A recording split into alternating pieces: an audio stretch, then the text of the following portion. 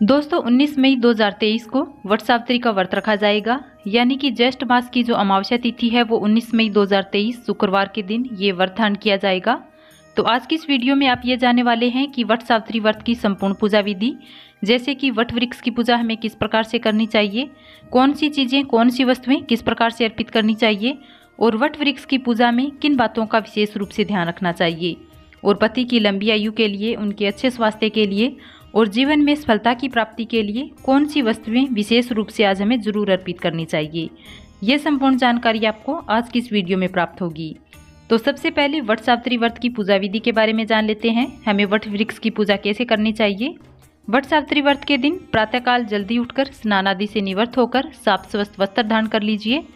इस दिन नए वस्त्र धारण किए जाते हैं। अगर आपके पास नए कपड़े नहीं हैं तो आप पहले पहने हुए कपड़े भी पहन सकते हैं, लेकिन इस बात का ध्यान रखें कि वो कपड़े आपने पीरियड्स के समय ना पहने हो, शुद्ध कपड़े होने चाहिए। आज व्रत में आपको अपनी शादी की चुनरी को अवश्य ओढ़ना चाहिए। अगर आज वट सावित्री व्रत के दिन परिक्रमा करते समय, पूजा करते समय उस लाल चुनरी को ओढ़कर परिक्रमा की जाती है तो माना जाता है कि अखंड सौभाग्य की प्राप्ति होती है। और शास्त्रों के अनुसार आज के दिन 16 श्रृंगार करके अखंड सौभाग्य के लिए कामना की जाती है। तो 16 श्रृंगार कर लीजिए।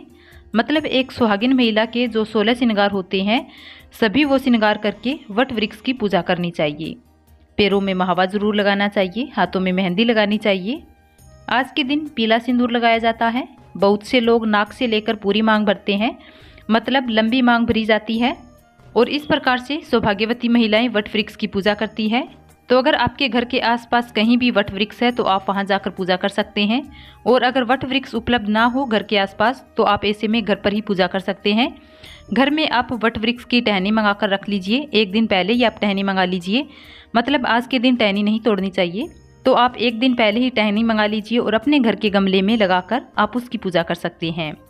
या फिर आप चाहे तो वट वृक्ष का एक छोटा सा पौधा मंगाकर आप अपने घर के गमले में लगाकर उसकी भी विधि विधान से पूजा कर सकते हैं। अब जानते हैं वट वृक्ष की पूजा कैसे करनी चाहिए, पूजा विधि क्या है। सबसे पहले वट वृक्ष के पास जाकर वट वृक्ष को प्रणाम करना चाहिए, क्योंकि वट वृक्ष में ब्रह्मा, विष्णु, महेश इन तीनों देवताओं का वास माना गया है।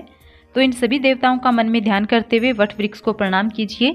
सावित्री और सत्यवान का मन में ध्यान करते हुए उन्हें प्रणाम कीजिए। यम देवता को भी प्रणाम कीजिए, और इसके बाद आपकी पूजा प्रारंभ हो जाती है।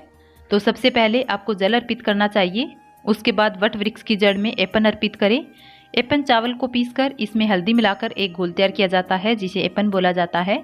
आज की पूजा के लिए ये जरूरी सामग्री होती है, तो आप इसे जरूर तैयार कर लें। तो वट वृक्ष की जड़ में सबसे पहले जल अर्पित करें। उसके बाद अपने हाथों में एपन लगाकर और 5 जगह पर वट वृक्ष की जड़ में अर्पित कीजिए।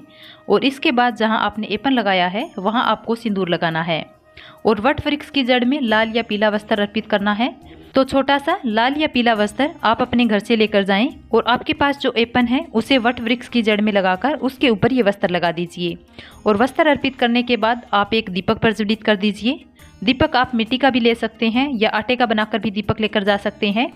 दीपक आप शुद्ध घी का भी प्रज्वलित कर सकते हैं, आप चाहें तो तिल तेल का भी प्रज्वलित कर सकते हैं। वट वृक्ष की जड़ में आपको एक दीपक प्रज्वलित करना है। उसके बाद आप धूप दीप प्रज्वलित कीजिए, पुष्प प्रज्वलित कीजिए, फल या मिठाई जो भी आपके पास उपलब्ध हो उसका भोग अर्पित कीजिए। बहुत से लोग इस दिन गुलगुले बनाते हैं। आटे, चीनी या गुड़ से मिलाकर गुलगुले बनाए जाते हैं। भोग स्वरूप में इसे वट वृक्ष की जड़ में अर्पित किया जाता है। आपके यहाँ जो भी परंपरा है उसके अनुसार आप भोग बनाकर वट वृक्ष की जड़ में अर्पित कर सकते हैं। इसके अलावा जो भी ऋतु फल होते हैं आप उनका भोग भी अर्पित कर सकते हैं। काले चने भोग स्वरूप में वट वृक्ष में अर्पित करना चाहिए। वट वृक्ष की जड़ में ही सत्यवान और सावित्री की फोटो रखकर भी पूजा की जाती है। बहुत से लोग जो एपन लेकर जाते हैं वो उसी एपन से वट वृक्ष की जड़ में सत्यवान और सावित्री की प्रतिमा बनाते हैं, फिर उसी की विधि विधान से पूजा करते हैं। अगर आपके पास फोटो या चित्र है तो वट वृक्ष की जड़ में रखकर पूजा करें, नहीं तो स्वयं से आप चित्र बनाकर उसकी विधि विधान से पूजा करें। सावित्री को सिंदूर अर्पित करें, सुहाग की सामग्री अर्पित करें। वट वृक्ष के पास ही सारी चीज़ें अर्पित की जाती है, जैसे कि फल, मिठाई, सुहाग की सामग्री, ये सभी चीज़ें वट वृक्ष के पास ही अर्पित की जाती है। सुहाग की सामग्री आप अपने लिए अलग से भी चढ़ा सकते हैं। उसके बाद आप दान करने के लिए चढ़ाना चाहते हैं तो दान करने के लिए भी अलग से चढ़ा सकते हैं। दान करने के लिए कैसे दान करना चाहिए। आज के दिन जो दान किया जाता है वो बांस के पंखे पर सभी सामग्री जो दान की सामग्री होती है, चाहे आप फल का दान करना चाहते हो, मिठाई का दान करना चाहते हो या सुहाग की सामग्री का दान करना चाहते हो, ये सभी चीज़ें बांस के पंखे पर रखकर अर्पित की जाती है। और पूजा के बाद इन सभी चीज़ों का दान किया जाता है। दान भी बहुत से लोग धोबिन को दान करते हैं। कई जगह पर ये वस्तुएं ब्राह्मण या ब्राह्मणी को दान की जाती है। तो जैसे भी आपके यहाँ परंपरा है आप उसी के अनुसार दान कर सकते हैं। जब आप दान के लिए सामग्री बांस के पंखे पर रखते हैं तो सबसे पहले उस पर एपन लगा दीजिए। उसके बाद बरगद का पत्ता रख दीजिए। उसके ऊपर आप सारी सामग्री रखकर फिर श्रद्धापूर्वक ब्राह्मण को या धोबिन को जिसे आप दान करना चाहते हैं दान कर दीजिए। वट वृक्ष की पूजा करने के बाद वृक्ष में बांस के पंखे से हवा देनी होती है। थोड़ी सी देर बांस के पंखे से वट वृक्ष की जड़ में हवा देते हैं और फिर इस पंखे को संभाल कर रखा जाता है। घर आने के बाद इसी पंखे से पति को हवा दी जाती है। पति के चरण स्पर्श किए जाते हैं, उनसे आशीर्वाद लिया जाता है।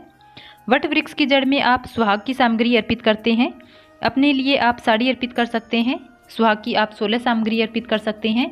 इसके अलावा आप बिछुए पायल ये सब चीज़ें भी अर्पित कर सकते हैं और इन सभी चीज़ों का आप स्वयं प्रयोग करेंगे। माँ सावित्री का आशीर्वाद मानकर आप प्रयोग करते हैं तो अखंड सौभाग्य की प्राप्ति होती है।